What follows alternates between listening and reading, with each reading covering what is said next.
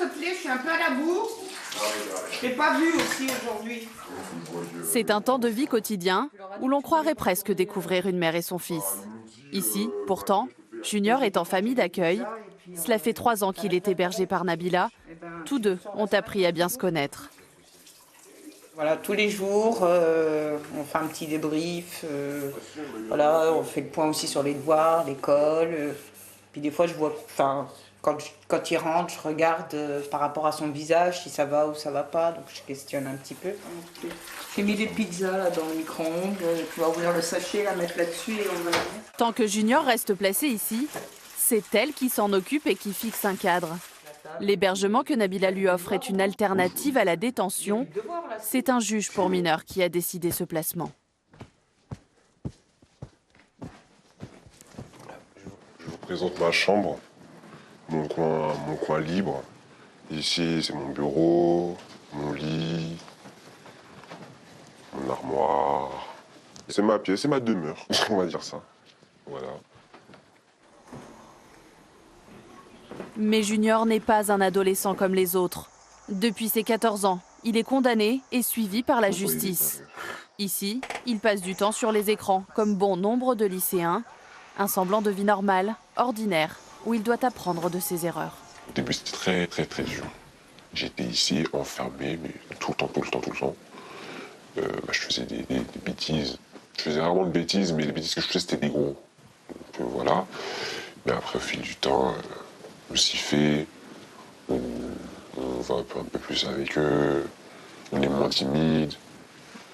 Puis quand on se connaît, c'est comme si c'était notre deuxième famille. Il me dit, fais comme chez toi, ne t'inquiète pas, on va pas te manger. Ou viens, sors avec nous, tu peux tout nous dire, des trucs comme ça. Et du coup, ça m'a mis en confiance. Ils m'ont aidé, ils m'ont posé des questions. Ils m'ont dit pourquoi es-tu ici. Au départ, je disais ça, normal, comme ça, mais avec aucun regret. Alors que là, ces temps-ci, j'ai très honte. Parce que si je l'aurais pas fait, j'aurais pas été là.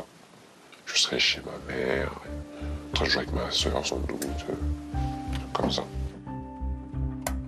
Rester séparé de sa famille, une punition que Junior a fini par accepter. La PJJ l'autorise tout de même à voir ses proches un week-end par mois, mais il lui reste 2 ans de placement en famille d'accueil.